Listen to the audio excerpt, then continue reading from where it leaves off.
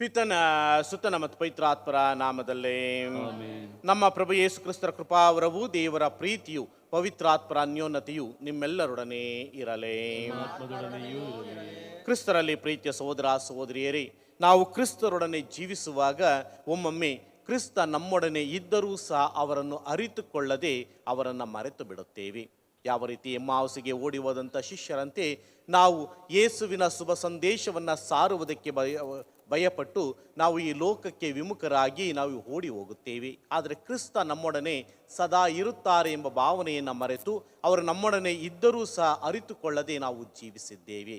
ಕಾರಣವೇನೆಂದರೆ ಈ ಲೋಕದ ಎಲ್ಲ ಮಾಯೆಗಳಿಗೆ ಒಳಗಾಗಿ, ಲೋಕದ ಸಂತೋಷಕ್ಕೆ ಒಳಗಾಗಿ ನಾವು ನಮ್ಮ ಜೀವನಕ್ಕೆ ಭಯಪಟ್ಟು ಕ್ರಿಸ್ತರಿಂದ ದೂರ ಸರಿದು ಓಡಿ ಹೋಗಿದ್ದೇವೆ. ಈ ಎಲ್ಲ ತಪ್ಪುಗಳಿಗೆ ದೇವರಲ್ಲಿ ಕ್ಷಮೆಯನ್ನು ಯಾಚಿಸೋಣ ಮತ್ತು ಈ ದಿವ್ಯ ಬಲಿಪೂಜೆಯನ್ನು ಯೋಗ್ಯರಾಗಿ ಭಾಗವಹಿಸಲು ನಮ್ಮನ್ನು ನಾವು ಸಿದ್ಧ ಮಾಡಿಕೊಳ್ಳೋಣ.